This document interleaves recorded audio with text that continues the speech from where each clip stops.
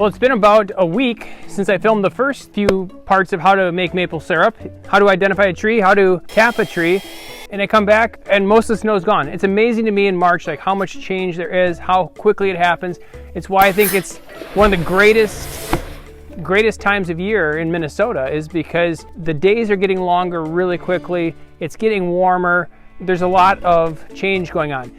In that week, we've had some really warm temperatures. The sap is really running well today. Tank was nearly full, and we're gonna pump this back up to the sugar house. I'll show the rest of the process on how to make maple syrup.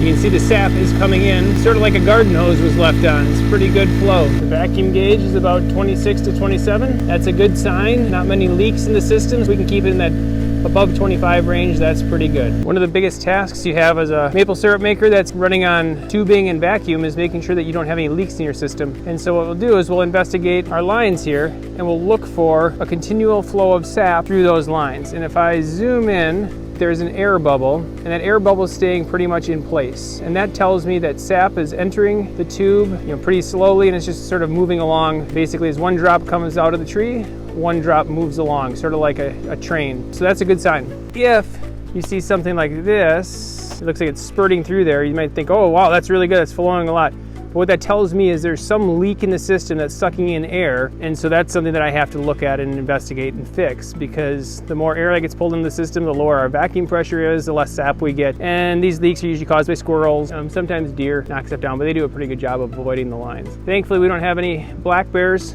in my part of Minnesota, because they'll walk through a woods and just take a big bite out of the lines, and that becomes a problem. So right here you can see 4 of the 5 tanks that we have up here at the sugar house. We're about 700 feet uphill from our lowest point where the other tank was. That sap that we were pumping up comes up into a filter.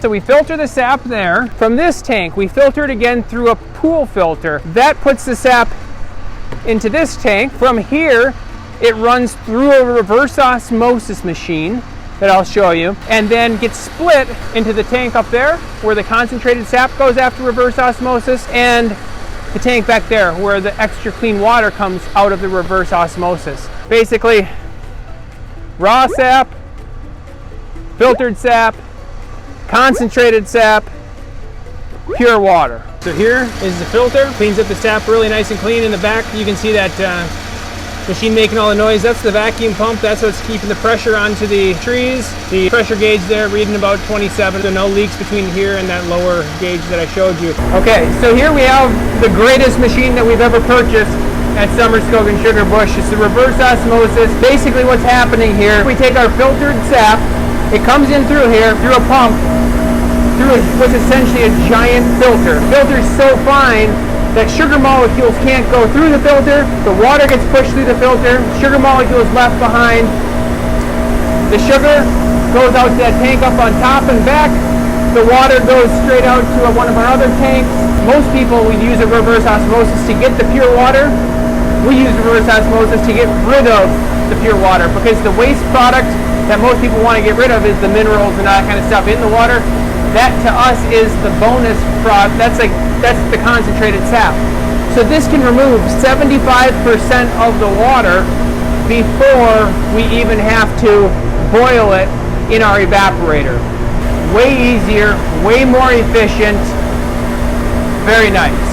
From the reverse osmosis, it goes up to this upper tank that we have outside and back of the sugar house. This is connected to a refrigeration unit, so this can keep that concentrated sap cold. So if we don't have enough to boil, or our schedule doesn't allow us to boil, we can keep it cold to 34 degrees for quite a while before we have to boil it. Walk inside the sugar house, you can see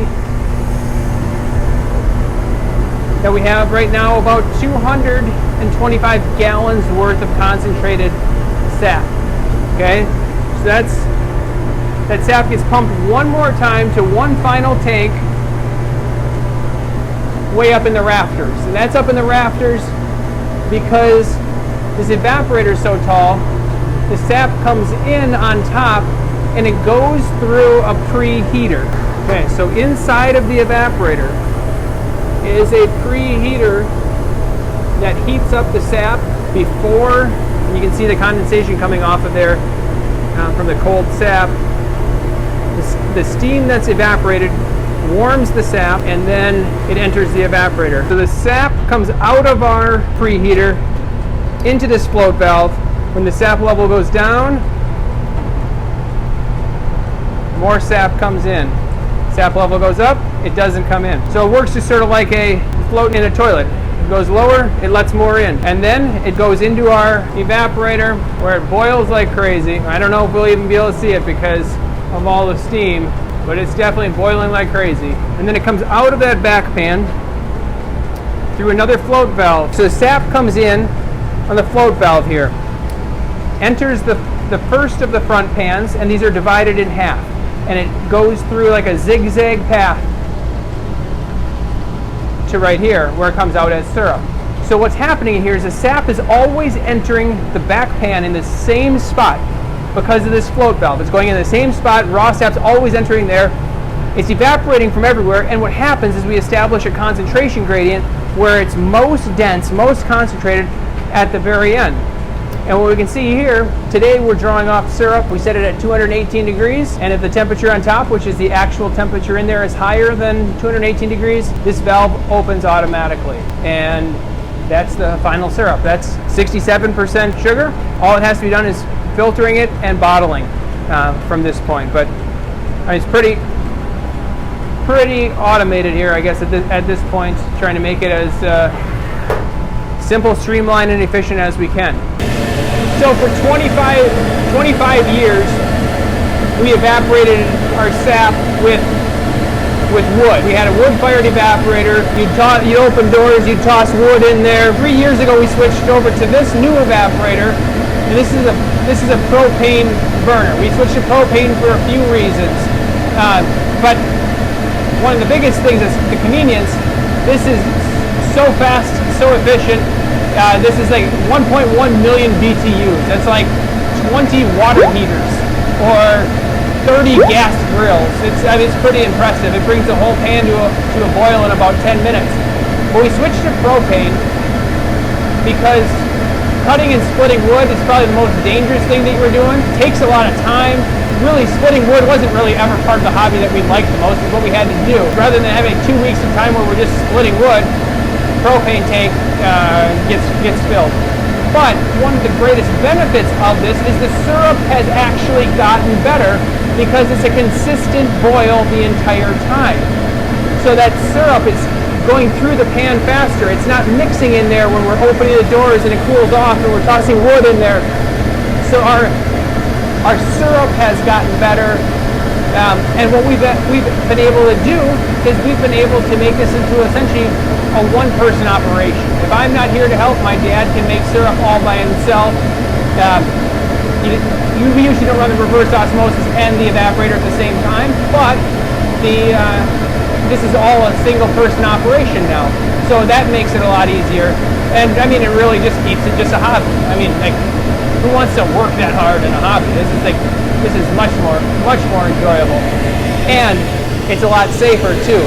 Before, we had a lot of sparks came out of the stovepipe. You'd have ashes, you'd have embers. You'd have to worry about potentially starting the forest on fire when you get to the later part of the season. For that reason, it was a good improvement. Okay, so inside the sugar house, you can see that basically all we're doing is concentrating the sap into syrup. It's very simple. All you do is remove water and you get to the point where you have enough concentrated sugars and you end up with syrup. We use reverse osmosis to speed up the process, and the evaporator to the next couple steps we take. We have to filter that syrup because there's more than just sugar in the syrup. There's also accumulated minerals that precipitate out. So we filter it to remove those minerals and then put it into a barrel of syrup. My name is Peter Summers, and I am a travel nurse recruiter for Atlas MedStaff.